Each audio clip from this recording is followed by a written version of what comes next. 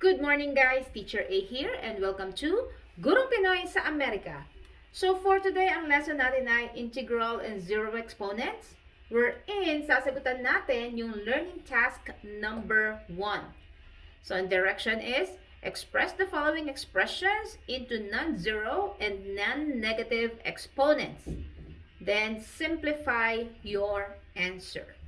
So, kung hindi nyo pa napapanood yung laws of exponents, paki-check na lang sa aking YouTube channel para ma-refresh kayo kung paano ba isi-simplify yung mga expressions with exponents. And then, dito, i-review natin yung zero and negative exponent bago natin sagutan yung 1 to 15 na given. So, zero exponent. Any number or letter raised to the zero power is equal to 1. Okay, kahit 1 million to the 0 pa siya, that is equal to 1. Negative 3 to the 0 is equal to 1. X to the 0 is equal to 1. Okay, so any number raised to the 0 power is equal to 1. Next, kapag naman negative exponent, to make it positive, kukunin nyo lang yung reciprocal ng given. So kapag sinabing reciprocal, if-flip nyo lang yung number. For example, ang given natin ay 3. 3 is a whole number. Alam natin na kapag whole number, ang kanyang denominator ay 1. Kapag sinabing reciprocal, if-flip lang natin, yung numerator mapupunta sa ilalim, magiging denominator. Yung denominator magiging numerator. So, yung 3 over 1, ang reciprocal niya ay 1/3. Okay? So, yun ang gagamitin natin to make negative exponents positive. Okay? So, simulan na natin. Number 1. We have here 9 raised to negative first power. So, paano ulit gagawing positive? Katulad na sinabi ko kanina, just get the reciprocal. So, yung 9, whole number siya, understood to be over 1. Kapag kinuha yung reciprocal, that's 1 over 9. Okay? So, we have here 1 over 9. And then, yung exponent niya na 1, magiging positive na. So, instead of negative 1, magiging positive 1. Since 1 ang exponent, sinusulat ba yon? Hindi na.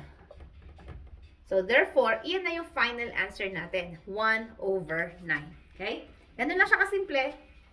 Next, number 2. We have XYZ raised to the 0 power. So, kung mapapansin nyo, buong expression nasa loob ng parenthesis, lahat sila naka-raised sa 0. So, hindi na natin siya gagamitan ng distributive property na iisa-isahin pa natin yung exponent na i-distribute sa loob. Kasi automatically, ang answer dito is 1.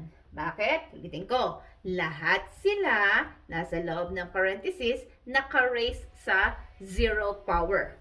So, kahit na A hanggang Z pa siya, kapag nasa loob ng parenthesis, and then naka-raise sa 0 power, that is equal to 1. Okay? Next, number 3. 10 raised to the negative 5th power. So again, negative exponent. To make it positive, kunin natin yung reciprocal niya. So 10 is a whole number, understood to be over 1. Kapag kinuha yung reciprocal, magiging 1 over 10. And then yung negative 5 na yun, magiging positive 5 na. Yan. So positive na yung exponent natin. Ito na ba yung sagot? Not yet. Kasi sabi sa instruction, isi-simplify pa yung answer. So, yung 10 to the 5th, 1 over, so 10 to the 5th means 10 times 10 times 10 times 10 times 10. Limang 10 siya. Pero ang shortcut, since 10 lang yan, base of 10 naman, ilang zeros meron? Merong 5 zeros. We have 1, 2, 3, 4, 5. Yan. Paano ko nalaman 5 zeros? Kasi 5 yung exponent. So, therefore, ang sagot sa number 3 ay 1 over 100,000. Okay? Next, number 4. 4 times AB raised to the 0 power. 1 ba ang sagot dito? Hindi. Kasi yung AB lang ang naka-raise sa 0. Nasa labas si 4, hindi siya kasali. So, therefore, kopyahin natin si 4. Kasi nasa labas siya. And then si AB, silang dalawa lang ang naka-raise sa 0 power. So therefore, itong value nitong dalawa na to ay 1. So naging 4 times 1 na lang siya. Solve natin. That will give us 4. Okay? So your final answer for number 4 is 4. Next, number 5. 0 to the 15th power. 0 lang naman yung base natin. So, therefore, ang answer is 0. Kasi, kahit i-multiply pa natin siya ng 15 times, so 0 times 0 times 0 times 0 times 0, etc., 0 pa rin ang lalabas. Okay? Next set. So, number 6, 32x to the 9th power, y to the 6th power, over 4x to the 4th power, y to the 6th power. So, ang given sa number 6 natin, ang operation involved ay division. So, just a quick review, kapag nag-divide tayo involving exponents, ang ginagawa ay sinusubtract lang yung exponent ng same variable. Okay? Ibig sabihin, yung parehong letter, ima-minus lang natin yung exponents nila. And then, of course, yung numerical coefficients ay i-divide. Okay? So, paano yon? 32 divided by 4 ay 8. So, sulat natin si 8 sa taas. Kasi nasa taas yung mas malaki. And then, x to the 9th, x to the 4th, mas malaki yung nasa taas, which is 9. So, therefore, si x sa taas natin isusulat. And then, isubtract ang exponent. 9 minus 4 ay 5. Okay? What about si y? Y to the 6th, y to the 6th, pareho sila. So, kapag sinubtract yan, 6 minus 6 ay 0. So, y to the 0 is equal to 1. Shortcut, i-cancel out na lang natin. Again, kapag pareho ng variable, pareho ng exponent, i-cancel out lang yun because that is equal to 1. So, therefore, wala pala tayong denominator. Iyan na yung final answer natin. 8 to the x, 8x to the 5th power. Okay? Next, number 7. So, parenthesis, 7x to the 0 over 6 raised to the negative first power. Okay? So, kapag may nakita kayong sa loob ng expression, wari, madami, tapos meron na ka 0 exponent, para hindi kayo malito, i-cancel out nyo na siya. Kasi that is equal to 1. Lalo na kung may kasama, i-cancel out nyo na, makakagulo lang yon. So, ano yung natira? Ang natira na lang ay 7 over 6 raised to the negative first power. So, to make it positive, ano yung sinabi natin kanina? Get the reciprocal. So, ano yung reciprocal ng 7 over 6? If flip natin yung number, that will become 6 over 7 raised to the positive 1. Since positive 1 naman yung exponent, wala tayong isi-simplify. Ito na yung final answer. Okay? So, ito yung shortcut. Kung gusto nyo ma-verify bakit naging ganito, ilalagay ko lang dito. So, using distributive property, si 7, may 1 siyang exponent, times negative 1 is negative 1, over si 6, meron siyang positive 1 exponent doon, syempre hindi lang sinusulat, times negative 1 is negative 1. Okay? So, to make this positive, ilalagay siya sa ilalim. So, napunta sa ilalim. Si 6 to the negative 1, para maging positive, ilalagay siya sa taas. Ayun. Okay? So, therefore, ang sagot ay 6 over 7. Ganun lang kasimple. Next, number 8. So, katulad ng kanina, yung numerical coefficients, i-divide. Yung exponents, i-minus. Kapag may 0 exponent, ika-cancel out na. Kapag may negative exponent, ilipat natin ng pwesto. Kung nasa taas siya, ilagay sa baba para maging positive. Kapag nasa baba, negative siya, ilagay sa taas para maging negative. Ganun lang. So, usually yung ginagawa ko, naglalagay agad ako ng guhit. And then, dinidivide ko na siya. 150 divided by 15 is 10.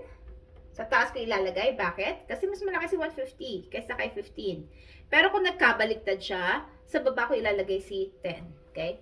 Next, A. Since negative ang exponent natin, igagawin ko muna siyang positive bago ko na lang siya isi-simplify ulit. So, kokopihin ko muna si A to the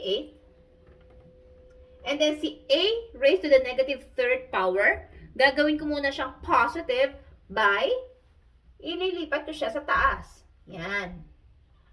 Si B to the 0 power, cancel out ko na siya. Kasi 0 yon, makakagulo lang. So, therefore, si B to the 6, kokopihin ko na lang sa taas. Okay? Next, kay C naman tayo. So, tapos na ako kay A, kay B, next kay C. Si C ko rito, negative 8. So, para maging positive siya, ilalagay ko siya sa baba. So, this is C to the 8th power. Positive na. Next sa ilalim, c cubed. Since positive naman siya, therefore hindi ko na siya ililipat. Lalagay ko na lang dito. As is pa din, dun pa rin siya sa dati niyang pwesto. Now, pag samasamahin ng pare-pareho. So we have 10, kopyahin. A to the 8 times a cubed. Kapag nagmo-multiply, ina-add ang exponent ng parehong letter. So kopyahin si A. I-add ang exponents. 8 plus 3 ay 11. Si B, may kapareho ba? Wala. So kopyahin lang siya. B to the 6th. Over si C. Again, minu-multiply. That means i-add na naman ang exponents. 8 plus 3 ay 11. So, therefore, ang sagot natin ay 10, A to the 11th, B to the 6th, over C to the 11th power. Okay? Next set. So, ang given natin for number 9 ay 5x raised to the 0 power, y raised to the negative 7th power, z raised to negative squared, over 1, 2, 3, x, y, z raised to the 0 power. Okay. So, again, kapag may naka-0 power, i-cancel out na natin siya kasi 1 yun. Ito, 1 din to. So, buo na cancel. Bakit? Kasi buong expression nasa loob ng parenthesis, lahat sila naka-raise sa 0 power. So, that's equal to 1 na. Okay? So, mag-guhit ulit ako dito. So, since na-cancel out yung una, dito na ako sa susunod na variable na y. So, y raised to the negative 7th power. To make this positive, ililipat ko siya ng pwesto. Nasa taas siya, para maging positive, ilalagay ko sa ilalim.